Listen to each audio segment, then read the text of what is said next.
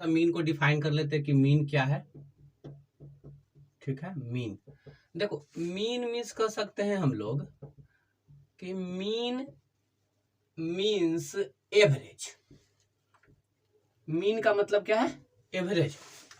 यानी simple way में समझना, ज्यादा डीपली नहीं समझना है। ठीक है, बहुत इजी टॉपिक है।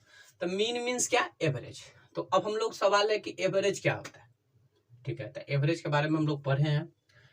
यानी तुम ऐसे भी लिख सकते हो, that is mean is equal to average.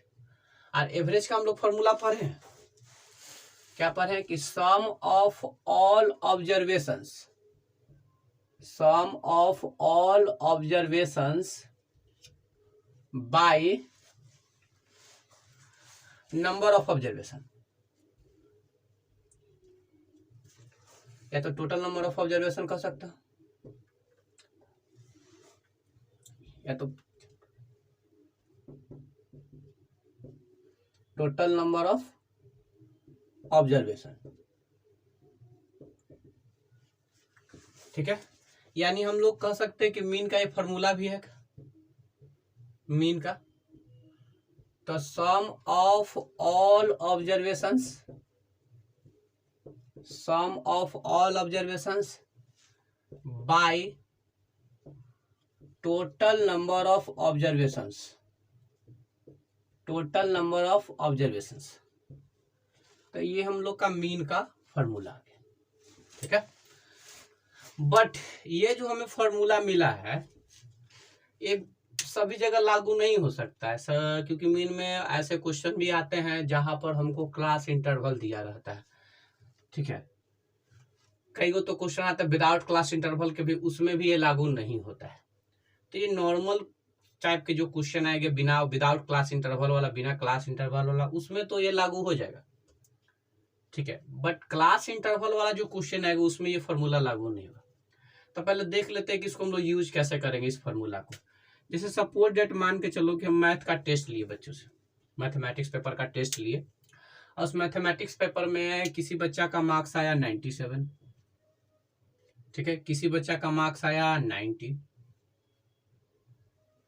किसी बच्चा का मार्क्स आया 80, हो सकता है किसी का 50 आया, हो सकता है कि किसी का 60 आया। हम 5 स्टूडेंट्स का क्या किए हैं? टेस्ट लिए, जिसमें 5 स्टूडेंट्स का मार्क्स है, पहला का 97 है, दूसरा का 90 है, तीसरा का 80 मार्क्स आया है, चौथा का 50 आया है, पांचवा का 60 आया है। अब कह देगा कि ये जो डेटा हमको मिला हुआ है, तो कह देगा कि फाइंड द मीन, मतलब यहां से क्या निकालिए? मीन निकालिए। ठीक है, तो हम लोग क्या करेंगे, मीन का जो फॉर्मूला है, क्या है मीन का formula?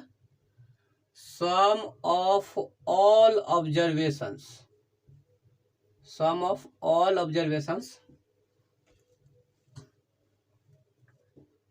sum of all observations, sum of all observations by total number of observations, total number of observations। ठीक है, अब सवाल है कि हम लोग का जो ऑब्जर्वेशन है, जो हम लोग का, तो पहला का मार्क्स आया है 97, दूसरा का मार्क्स है कितना? 90, तीसरा का मार्क्स कितना है? 80, फोर्थ का कितना है? 50, और फिफ्थ का है 60। Overall total number of observation कितने हैं? तो गिन लो नंबर ऑफ ऑब्जर्वेशन कितने हैं, 1 2 3 4 5, तो ये 5 है। अब सबको ऐड कर दो, तो ऐड करेंगे तो हमें क्या मिलेगा? 0 0 0 0 0 प्लस 7, यानी यूनिट डिजिट पे हमें 7 मिल जाएगा। अब इसको ऐड कर लो, तो 6 5 11 11 8 19 हो जाएगा, 19 और 9 28, 28 और 9 37, 37 बाई 5, यानी हमको इतना मिल गया 377 बाई 5। अब इसको डिवाइड मार लो, तो 5 7 जा 35, तो रिमेनिंग 2, और 2 7 27, तो 5 5 जा 27, तो रिमेनिंग 2, तो 2 और 0, तो 5 4 जा 20, यानी हम लोग को आ गया 75.4। ये हम लोग का क्या मिल गया? एवरेज मिल गया।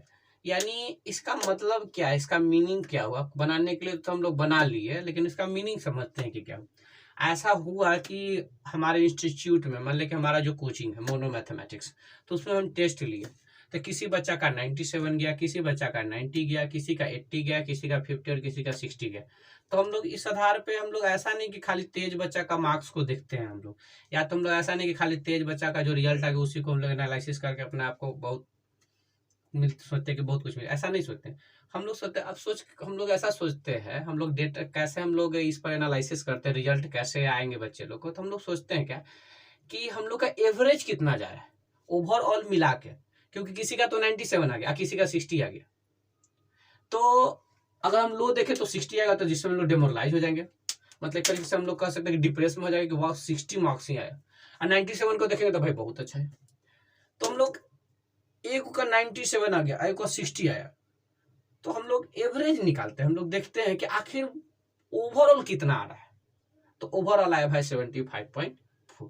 तो अब हम लोग कोशिश करते हैं कि इसको और इंक्रीज किया जाए, ये जो ओवरऑल जो आ रहा है, ये जो एवरेज आ रहा है सबको मिलाकर, इसको और इंक्रीज किया जाए। ये जब इंक्रीज करते हैं हम लोग एवरेज को, तो इसमें ऊपर वाला लड़का से ज्यादा जो मीडियम क्लास के स्टूडेंट्स हैं उसको ज्यादा फायदा होता है, यानी उसके भी मार्क्स बढ़ते हैं। अब वो सब जो 60 ला रहा है वो 70 के पास जाएगा, वो 50 ला रहा है जो 70 के पास मतलब 60 के पास जाएगा, तो धीरे धीरे इंक्रीज करता है अपना वो मार्क्स। इससे क्या होता है, हम लोग का एवरेज बढ़ता है, एवरेज बढ़ने का मतलब रिजल्ट अच्छा आता है। तो ऐसा नहीं कि खाली तेज बच्चा को देख लिए तो काम चल जाएगा, नहीं, या तो खाली इसको देख कर भी कि भाई बहुत कम ना है, तो हम लोग ओवरऑल देखते हैं कि आखिर कितना आया।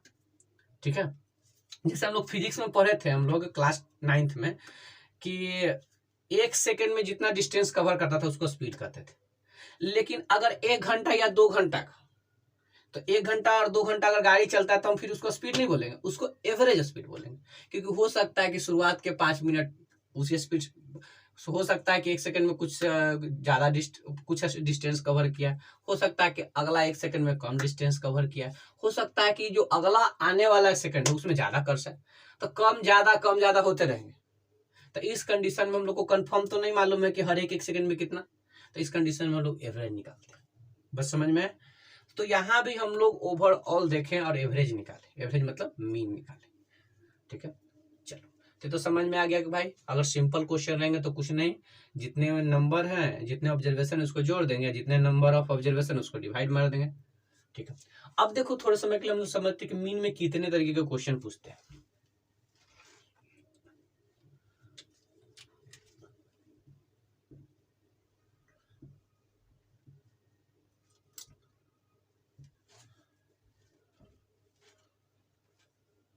देखो मीन में जनरली 2 तरीके का क्वेश्चन पूछा जाता है हम लोग से क्लास 10th में, without class interval, without class interval,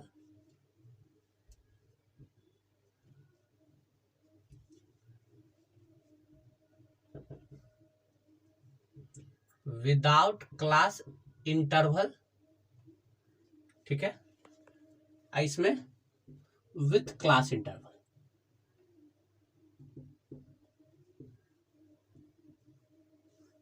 अब देखो विदाउट क्लास इंटरवल में 2 क्वेश्चन पूछा जाता है,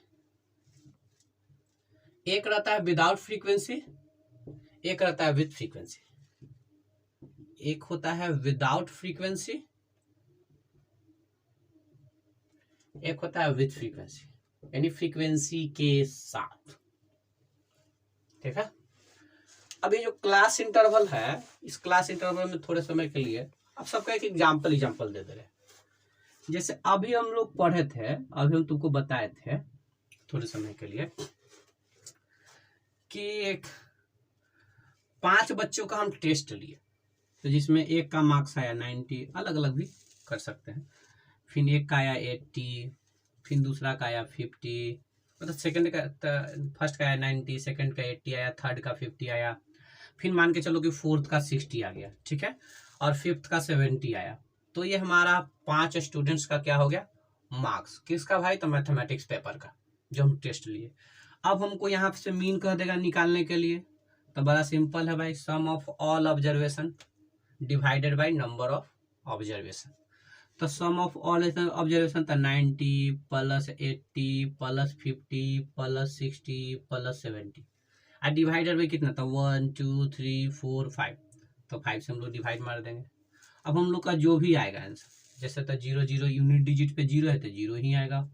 इसको हम लोग ऐड कर लो तो 7 प्लस 6 13 हो जाएगा, 13 प्लस 5 18, 18 8 है 26, 26 और 9 तो 35 आ जाएगा, यानी 350 डिवाइडेड बाई 5।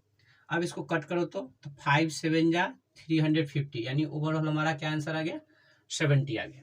ठीक है, अब यहाँ पर विच फ्रीक्वेंसी का मतलब क्या है थोड़े समय के लिए समझाते हैं। जैसे कि मान के चलो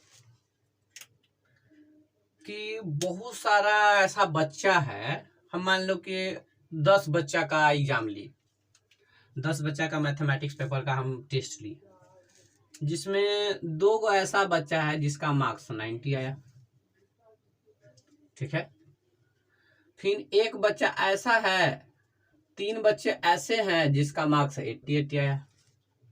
ठीक है, एक बच्चा ऐसा भी है जिसका मार्क्स 60 आया है, कुछ बच्चे ऐसे भी, एक बच्चे ऐसे भी हैं जिसका मार्क्स 50 आया है। 50 फिर मान लो कि 70 फिर 40 इस तरीके से मान लेते हैं। तो 2 2 4 4 5 हो गया, 5 2 7 7 2, एक और ले लेते हैं, चलो ले लेते हैं, फिर किसी और को भी ले सकते हैं हम लोग, 100 लो, चलो 100 ही मान लेते हैं। ठीक है, तो हम लोग इतने 3 बच्चे का हम लोग क्लास टेस्ट लिए, मतलब मैथमेटिक्स पेपर का टेस्ट लिए, जिसमें 2 गो बच्चा ऐसा जिसका मार्क्स 90 आया है, 2 गो बच्चे ऐसे, 3 बच्चे ऐसे हैं जिसके मार्क्स 80 आए हैं, कुछ बच्चे ऐसे हैं जिसका मार्क्स, मतलब एक बच्चा ऐसा है जिसका मार्क्स 60 आया है, और एक बच्चा ऐसा है जिसका मार्क्स 50 आया है, एक का 70, एक का 40 आया और एक का 100 भी आया।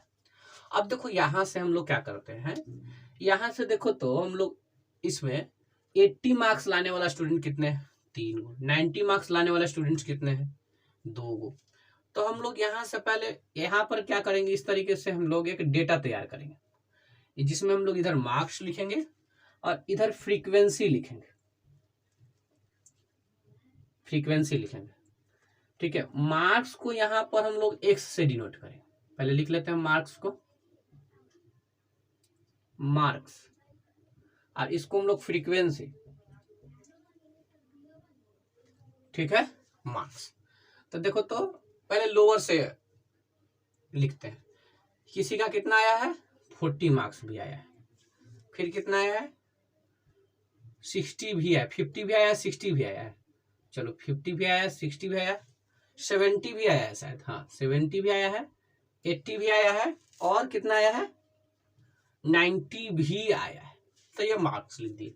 अब उसका हम फ्रीक्वेंसी लिखें, तो सवाल है कि 40 मार्क्स लाने वाला स्टूडेंट के गो है, मतलब हम लोग देखेंगे कि के गो ऐसा लड़कन है जो 40 नंबर लाए, यानी कितने ऐसे स्टूडेंट है जो 40 मार्क्स लाए, तो मात्र एगो है, तो उसका फ्रीक्वेंसी 1 हो गया। 50 मार्क्स लाने वाला स्टूडेंट के गो है, तो देखेंगे तो एगो है। ठीक है, फिर उसके बाद देखेंगे 60 मार्क्स लाने वाला स्टूडेंट्स के गो है, तो एक के गो है भाई। 70 मार्क्स लाने वाला वो भी एगो है। ओ माय गॉड, हम लोग से तो मिस्टेक कर दिए, क्योंकि 100 भी है उसमें। इसको थोड़ा सा हम लोग और बढ़िया से लिख लेते हैं, क्योंकि 100 वाला लिखे नहीं थे, चलो लिख लेते हैं, कोई दिक्कत नहीं है। यहाँ पर मार्क्स हम लोग लिख लेते हैं, जिसको एक्स से डिनोट करेंगे हम लोग, और यहाँ पर हम लोग फ्रीक्वेंसी लिख लेते हैं, जिसको हम लोग एफ से डिनोट करेंगे। ठीक है, तो कितने तरीके के मार्क्स आए, तो 40 आया है, 50 आया है, 60 आया है, 70 आया है, 80 आया है, 90 आया है, और 100 मार्क्स भी आए बच्चे का। तो देखो सोचो 40 मार्क्स लाने वाला कितने स्टूडेंट्स, तो 40 मार्क्स लाने वाला स्टूडेंट एगो है, 50 मार्क्स लाने वाला भी स्टूडेंट्स एगो है, 60 मार्क्स लाने वाला भी स्टूडेंट इसमें एगो है, 70 मार्क्स लाने वाला कितने स्टूडेंट्स, तो वो भी एक ही गो है। 80 मार्क्स लाने वाले स्टूडेंट्स कितने हैं, तो भाई 3 है।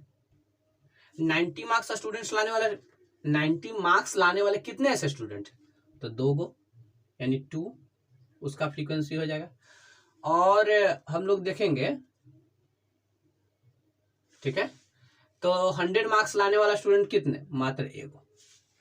ठीक है, अब हम लोग क्या करेंगे, यहां से जो हमको मिला, तो देखो इसमें एक तरीके से मार्क्स मतलब एक ये भी टर्म है, इसमें केवल यही टर्म था, केवल मार्क्स ही था, इसमें मार्क्स भी है और फ्रीक्वेंसी भी है।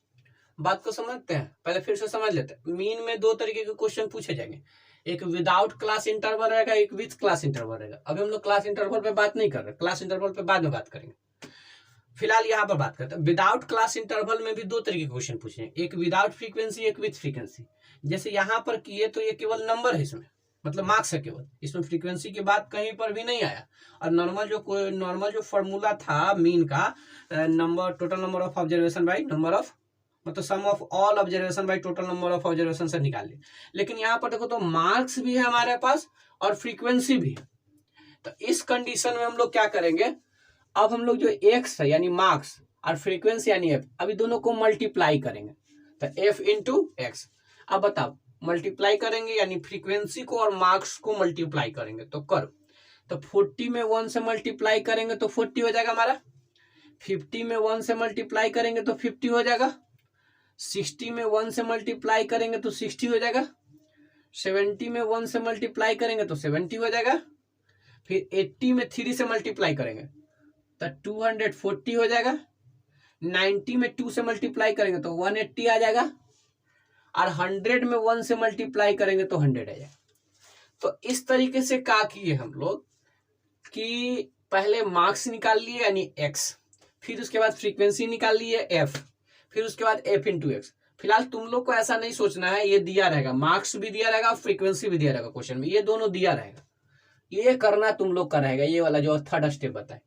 तो पहले हम लोग एफ इंटू एक्स निकाल लेंगे, तो कैसे 40 में 1 से मल्टीप्लाई किया तो 40, सबको मल्टीप्लाई करते जाएंगे।